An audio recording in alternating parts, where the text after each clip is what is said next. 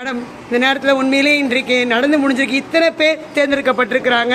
So எந்த அளவுக்கு ஒரு உற்சாகமாக நீங்கள் நினைக்கிறீங்க? உங்கள் பதிவுகள் எங்களுக்கு தேவை. 150 பசங்க இருக்கிற இடத்துல இவ்வளோ பேரண்ட்ஸ் வந்திருக்கிறதே பெரிய சந்தோஷம் தான். ஸோ அந்த பேரண்ட்ஸ்க்கு எவ்வளோ இன்வால்மெண்ட் இருக்குன்றது இதுலேருந்து தெரியுது. ஸோ இந்த கட்டமைப்பு பண்ணதுனால இந்த ஸ்கூல் வளர்ச்சிக்கு அவங்க சப்போர்ட் நிறைய இருக்கும் அப்படிங்கிறத நான் நம்புகிறேன். Thank you so much madam. ஐயா, ஓரிரு வார்த்தைகள் ஐயா. நான் முன்னாடி சொன்னது போன்று என் வாழ்நாளே எத்தனையோ மீட்டிங் வந்திருக்கிறேன் ஸ்கூலில். இவ்வளவு பேர் 40-50 பேர் பெற்றோர்கள் வந்திருக்காங்கன்னா எனக்கு மிகப்பெரிய பெருமை.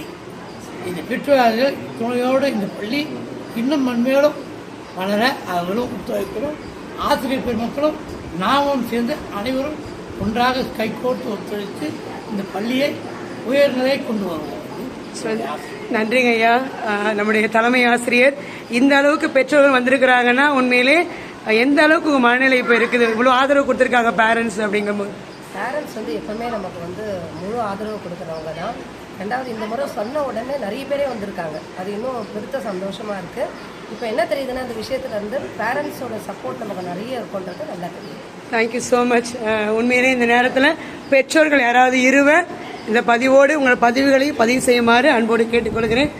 தலைவராக தேர்ந்தெடுக்க நீங்கள் ஒரு வார்த்தைகள் பேசும்படியாக அன்போடு கேட்டுக்கொள்கிறேன். ஸோ இந்த நேரத்தில் ஐயா, உங்களோட உணர்வுகள் எப்படி இருக்குது? இந்த பள்ளிக்கூடத்துக்கு என்ன செய்யலான்னு இருக்கிறீங்க?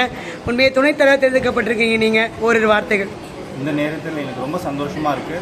இந்த பள்ளியினுடைய இந்த செயற்குழு கூட்டத்தில் துணைத் தலைவராக தேர்ந்தெடுத்ததற்கு அனைவருக்கும் மிகவும் நன்றியை தெரிவித்துக் கொள்கிறேன். இன்னும் சிறப்பான பணிகளை இந்த பள்ளி மென்மேலும் வளர நாங்கள் உறுதுணை இருப்போம் என்பதை இந்த நேரத்தில் உறுதி கொள்கிறேன்.